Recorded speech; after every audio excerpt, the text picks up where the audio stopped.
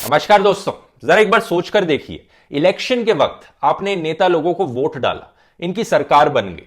Vote डालने के बाद, सरकार बनने के बाद ये नेता लोग उल्टा आप ही के पास आते हैं और कहते हैं अब आप प्रूफ करो कि आप इस देश के सिटीजन हो, आप प्रूफ करो कि आप इस देश के नागरिक हो। यहां पर आप बोलोगे भाई ये क्या लॉजिक हुआ, जब वोट डालने से पहले तो मुझसे पूछा नहीं, तब तो वोट लेने थे ना। यहां पर वोट डालने के बाद अब मुझसे आकर प्रूफ मांग रहे हो यहां पर, तो ये लो जरा voter ID card age proof ले लो। नहीं, वोटर आईडी कार्ड प्रूफ नहीं है कि आप इस देश के सिटीजन हो। फिर आप बोलोगे तो आधार कार्ड ले लो, मेरा यहां पर फिंगरप्रिंट दिए थे मैंने आधार कार्ड के लिए। नहीं, आधार कार्ड भी प्रूफ नहीं है कि आप इस देश के सिटीजन हो। पैन कार्ड भी प्रूफ नहीं है कि आप इस देश के सिटीजन हो। पासपोर्ट भी प्रूफ नहीं है कि आप इस देश के सिटीजन हो। यह है दोस्तों इनका नया नेशन वाइड एनआरसी का लॉजिक। यह मैं नहीं कह रहा हूं, यह हमारे देश के होम मिनिस्टर अमित शाह ने खुद कहा है अपने लेटेस्ट टाइम्स नाउ के इंटरव्यू में। जरा सुनिए। तो ये आधार, ये वोटर कार्ड और ये जितने तमाम डॉक्यूमेंट होते हैं, ये क्या आपको अपने नागरिक का पहचान नहीं देते? ना जी, ये नहीं है। इससे नागरिकता तय नहीं होती है और आधार से तो जरा भी नहीं तय होती। वोटर आईडी कार्ड, आधार कार्ड, पासपोर्ट कोई प्रूफ नहीं है सिटीजनशिप का। यह चीज न्यू इंडियन एक्सप्रेस की एक न्यूज रिपोर्ट ने भी बताई है, जिसको एक गवर्नमेंट ऑफिशियल्स के द्वारा सोर्स किया गया है यहां पर। पिछले वीडियो में मैंने आसाम में हुए एनआरसी को एक्सप्लेन किया था, लेकिन होम मिनिस्टर अमित शाह ने अपने लेटेस्ट इंटरव्यूज में कहा है कि जो नेशन वाइड एनआरसी होगा वो अलग होगा असम के एनआरसी से, वैसा नहीं प्रोसीजर किया जाएगा। तो उनके इंटरव्यूज के बेसिस पे, हमारे प्रधानमंत्री की स्पीचेस के बेसिस पे और जो ऑफिशियल गवर्नमेंट की तरफ से स्टेटमेंट्स आई हैं उनके बेसिस पे, आइए देखते हैं इस वीडियो में ये नेशन वाइड एनआरसी क्या होगा, कैसा दिख सकता है, और ये एनपीआर क्या है, कैसे काम करेगा। अब आप यहां पर शायद पूछेंगे कि मैं नेशन वाइड एनआरसी की बात ही क्यों कर रहा हूं, क्योंकि हमारे प्रधानमंत्री मोदी जी ने अपनी लेटेस्ट स्पीच में कहा कि एनआरसी का कोई प्लान नहीं है। जब से इनकी नई सरकार आई है, नेशन वाइड एनआरसी की इन्होंने कभी चर्चा नहीं करी, कोई डिटेंशन सेंटर नहीं बने हमारे देश में। एक चीज मैं कह दूं दोस्तों यहां पर कि हमारे प्रधानमंत्री से ज्यादा झूठा इंसान मैंने आज तक नहीं देखा अपनी जिंदगी में। ओपनली झूठ बोलते हैं चिल्ला चिल्लाकर। ये देखिए जरा। मेरी सरकार आने के बाद 2014 से आज तक मैं 130 करोड़ देशवासियों को कहना चाहता हूं, कहीं पर भी एनआरसी शब्द पर कोई चर्चा नहीं हुई है, कोई बात नहीं हुई है। शायद इन्हें लगता है इतना उछल उछल कर, चिल्ला चिल्ला कर बोलेंगे तो लोग इनके झूठ को सच मान लेंगे। एक्चुअली में पता है क्या दोस्तों, ये एक प्रोपेगेंडा टेक्निक है, एक लॉजिकल फैलेसी है, जिसे जर्मन में कहते हैं ग्रोसे ल्यूगे, अ बिग लाई। इसको सबसे पहले मेंशन किया था जर्मनी के सबसे फेमस डिक्टेटर ने, जिसका नाम आप जानते ही होंगे।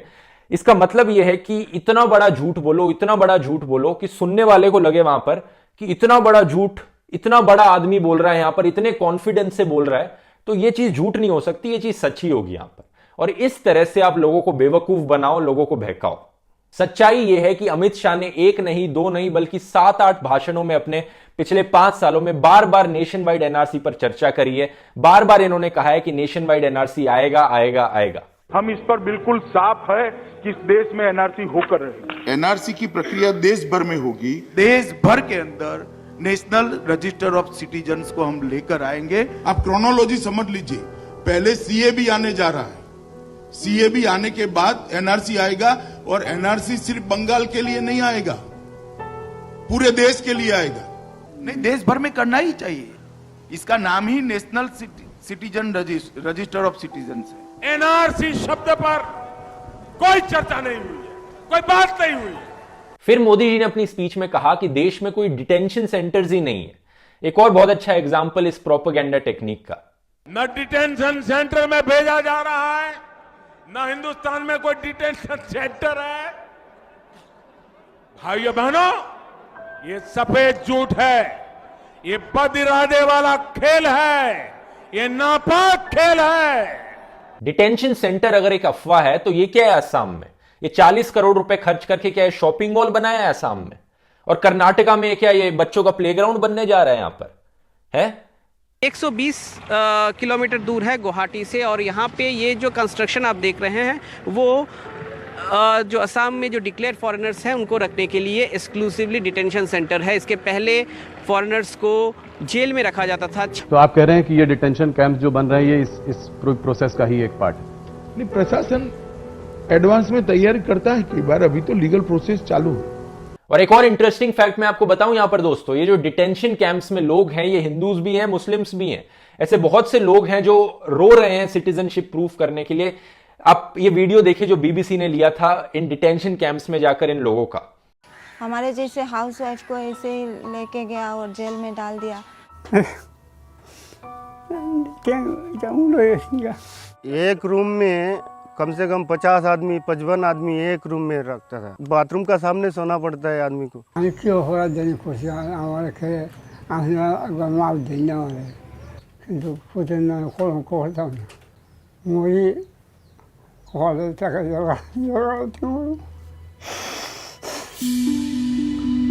ये इंटरव्यू वाले लोग हिंदू थे। वैसे मैं आपको बता दूं, कहीं आप इस गलत फहमी में हो कि मुस्लिम्स को ये चीज ज्यादा इफेक्ट होगी, आप हिंदू होगे तो बच के निकल जाओगे। पहले मुझे भी ऐसे ही लगता था एक्चुअली। अमित शाह की पुरानी स्पीचेस को सुनकर मुझे लगता था कि मुस्लिम्स पर ये चीज ज्यादा इफेक्ट करेगी। तो जो सारे हिंदू, बुद्ध, जैन, सिख, क्रिश्चियन है उनको तो नागरिकता ही मिल जाएगी। एनआरसी का कहां सवाल है? हम सामने चलकर नागरिकता देने चाहते हैं उनको, और इसमें कोई दस्तावेज की जरूरत नहीं। लेकिन इनके लेटेस्ट इंटरव्यू सुनने के बाद ये लगता है कि चाहे आप हिंदू हो, चाहे मुस्लिम हो, क्रिश्चियन हो, ये सबको इफेक्ट करेगा ये एनआरसी। पहले मैं स्पष्टता कर दूं, एनआरसी में कोई धर्म के आधार पर कोई कार्यवाही नहीं होनी। जो कोई भी एनआरसी के तहत इस देश का सिटीजन नहीं पाया जाएगा, सबको निकाला जाएगा। एक बात तो इसमें सिर्फ मुसलमानों के लिए एनआरसी है ये कहने की बात मेरे हिसाब से गलत होगी। और रियलिटी पता है क्या दोस्तों? रियलिटी ये है कि जब अगर ऐसी कोई स्कीम कराई जाएगी हमारे देश में तो सबसे ज्यादा नुकसान इसमें आम आदमी का होगा, गरीब लोगों का होगा। जरा ये सोचकर देखिए कितने लोगों के पास खुद के बर्थ सर्टिफिकेट है यहां पर, अपने पेरेंट्स के, अपने ग्रैंड पेरेंट्स के छोड़ दीजिए, कितने गरीब लोगों के पास यहां पर आपके खुद के बर्थ सर्टिफिकेट्स होंगे। अब कितने ऐसे लोग होंगे जिनके फ्लड्स में घर बह गए होंगे, कहां उनके पास कोई डॉक्यूमेंट्स मिलेंगे किसी भी चीज के। अब बात यह है कि जिन लोगों के पास पैसा है वो तो अपनी कोई ना कोई सेटिंग करा लेंगे, वो अपने फर्जी बर्थ सर्टिफिकेट बनवा लेंगे या कुछ करा लेंगे, लेकिन गरीब लोगों को यहां पर सबसे ज्यादा प्रॉब्लम होगी। अगर आपको याद हो तो कुछ ऐसी ही चीज नोटबंदी के वक्त हुई थी, डीमोनेटाइजेशन के वक्त हुई थी। इन्होंने कहा था डीमोनेटाइजेशन की वजह से जिन लोगों के पास काला धन होगा उन सबको बहुत बड़ा नुकसान सहना पड़ेगा। लेकिन रियलिटी में हुआ क्या था? जिन लोगों के पास पैसा था उन्होंने अपने कमीशन देकर अपने ब्लैक मनी को व्हाइट में कन्वर्ट करा लिया। एक नया धंधा खड़ा हो गया था, मतलब आओ काला धन यहां पर दो, हम कुछ परसेंटेज इसका रख लेंगे और आपका ब्लैक मनी व्हाइट में कन्वर्ट करा देंगे। और यही चीज हुई। तभी रियलिटी में आपने देखा होगा कि बाद में सारा पैसा बैंकों में वापस आ गया था नोटबंदी के बाद। तो नुकसान किसको हुआ? यहां पर सबसे ज्यादा नुकसान हुआ आम आदमी को, गरीब लोगों को, जिनको हफ्तों भर लाइनों में खड़े होना पड़ा, जॉब लॉसेस हुए, उनके धंधे बंद हो गए, एक्चुअल में जो असली बिजनेसेस चल रहे थे वो बंद हो गए, जीडीपी नीचे गिर गया। यहां पर इकोनॉमी को इतना बड़ा नुकसान हुआ, लाखों करोड़ रुपए का। डीमोनेटाइजेशन की तरह नेशन वाइड एनआरसी में भी जीरो प्लानिंग है सरकार की तरफ से। मैं ऐसा क्यों कह रहा हूं? क्योंकि आप खुद ही सोचकर देखिए, एक ऐसी स्कीम जिसमें हमारे प्राइम मिनिस्टर कुछ कहते हैं, होम मिनिस्टर उसका उल्टा कहते हैं, वहां पर तीसरा मिनिस्टर कोई कुछ और कहता है जो दोनों से डिसएग्री करता हो, तो सरकार खुद ही यहां पर क्लियर नहीं है कि वो करना क्या चाहते हैं। यहां पर मैं अभी भी यही कहूंगा कि मेरी राय में असली रीजन सरकार ये चीजें क्यों कर रही है, एनआरसी, सीए, ये लोगों का ध्यान भटकाना चाहते हैं। ये लोगों का ध्यान भटकाना चाहते हैं कि इकोनॉमिक स्लोडाउन इतना बढ़ गया है, यहां पर जीडीपी इतनी तेजी से नीचे जा रहा है, जॉब लॉसेस इतने ज्यादा हो रहे हैं, बिजनेसेस डाउन हो चुके हैं। इनफैक्ट लेटेस्ट रिपोर्ट जो ऑर्गेनाइजेशन फॉर ओईसीडी ने बताया है कि इकोनॉमिक स्लोडाउन की वजह से हमारे देश को 2.8 लाख करोड़ रुपीस का नुकसान हुआ है। जरा सोच के देखिए कितना बड़ा नंबर है, 2.8 लाख करोड़। लेकिन हमारी सरकार क्या कहती है? नहीं, हम करोड़ों रुपए खर्च करेंगे डिटेंशन सेंटर्स बनाने में, हम करोड़ों रुपए खर्च करेंगे एनआरसी को करवाने में। असम के एनआरसी में मैंने बताया था 1600 करोड़ रुपीस से ज्यादा का घोटाला हुआ था, इन्होंने कहा था। फिर भी नहीं हम पैसे खर्च करेंगे एनआरसी को कराने में। अब ये एक नई चीज लाए, कहते हैं हम ये एनपीआर करेंगे। एनपीआर का मतलब है नेशनल पॉपुलेशन रजिस्टर। सरकार ने अभी भी इसके लिए ऑलमोस्ट 4000 करोड़ रुपीस सैंक्शन किए करवाने के लिए। बेसिकली एक एक्सरसाइज है जिसमें सरकारी ऑफिशियल्स देश में रहने वाले सब लोगों के पास जाएंगे और उनका डेटा कलेक्ट करेंगे। अब सरकार कहती है किया जा रहा है सेंसस 2021 के लिए। और एनपीआर वैसे कोई नई चीज नहीं है दोस्तों, एनपीआर 2010 में भी कराया गया था, लेकिन कुछ मेन डिफरेंसेस है यहां पर। अब जो एनपीआर कराया जा रहा है और जो 2010 वाला एनपीआर था, जैसे कि रिपोर्ट्स ने बताया, इस बारी के एनपीआर में एक जगह है, एक सेक्शन है जिसमें आपसे पूछते हैं आपके पेरेंट्स के प्लेस ऑफ बर्थ के बारे में और उनके डेट ऑफ बर्थ के बारे में। अब ये एक ऐसी चीज है जो एनपीआर को लिंक करती है एनआरसी से, क्योंकि असम में हमने देखा था कैसे पेरेंट्स के बर्थ सर्टिफिकेट, ग्रैंड पेरेंट्स के बर्थ सर्टिफिकेट जैसी चीजों की जरूरत पड़ी थी लोगों की सिटीजनशिप प्रूफ करने के लिए। तो एनपीआर में जो लोग डाउटफुल निकलेंगे उन पर एनआरसी अप्लाई कर दिया जाएगा। अब एक चीज यहां पर मैं कहना चाहूंगा, अमित शाह ने कहा था अपने 24 दिसंबर 2019 के इंटरव्यू में कि एनपीआर में और एनआरसी में कोई रिलेशन नहीं है, दोनों में कोई लिंक नहीं है किसी भी तरह का। ये दोनों प्रक्रिया का कोई लेन देन नहीं है, न दोनों प्रक्रिया का एक दूसरे के सर्वे में उपयोग हो सकता है।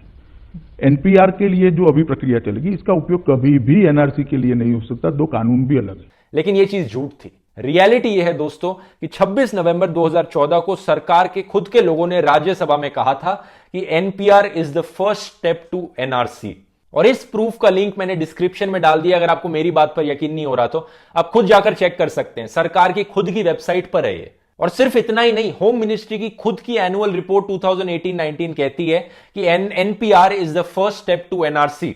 और यह चीज दोस्तों एक दो बार नहीं बल्कि इन टोटल 9 अलग अलग बार सरकार ने मेंशन किया है कि एनपीआर और एनआरसी में एक लिंक है, एनपीआर एक फर्स्ट स्टेप है एनआरसी के लिए। मुझे समझ नहीं आता कि सरकार में बैठे लोग इतना झूठ क्यों बोलते हैं लोगों से, मतलब क्लियरली बताने में क्या जा रहा है। फिर मैं सोचता हूं तो मुझे लगता है कि हाँ, ये झूठ इसलिए बोल रहे हैं क्योंकि एक ही रीजन हो सकता है, बस लोगों को डिस्ट्रैक्ट करो, लोगों को कंफ्यूज करो, असली इश्यूज से लोगों का ध्यान हटाओ। यहां पर कोई और रीजन मुझे समझ में नहीं आता। आपको क्या लगता है? आप नीचे कमेंट्स में लिखकर बता सकते हैं। एनपीआर और एनआरसी के बीच में स्ट्रॉन्ग लिंक की वजह से वेस्ट बंगाल और केरला के चीफ मिनिस्टर्स ने कहा है कि हमारी स्टेट में ये एनपीआर की एक्सरसाइज नहीं होगी, हमने रुकवा दी है यहां पर। उम्मीद है दोस्तों आपको वीडियो पसंद आया होगा। इस वीडियो को शेयर कीजिए। अगर आपको मेरा काम पसंद आता है, आप फ्यूचर में ऐसे ही और इन्फॉर्मेटिव नॉलेजेबल वीडियोस देखना चाहते हैं तो आप मुझे सपोर्ट कर सकते हैं patreon.com/ध्रुव राठी पे, क्योंकि आप जैसे लोगों की फंडिंग की वजह से ही मैं ऐसे वीडियोस बना पाता हूं। मेन स्ट्रीम मीडिया की तरह मेरे पास कोई बड़े बड़े पॉलिटिकल स्पॉन्सर्स नहीं है, कोई बड़े कॉर्पोरेट स्पॉन्सर्स नहीं है, सिर्फ क्राउड फंडिंग की वजह से ये चैनल चल पाता है, जिसकी वजह से आप ऐसे वीडियोस को देख पाते हैं। तो चलिए दोस्तों, मिलते हैं अगले वीडियो में। बहुत बहुत धन्यवाद।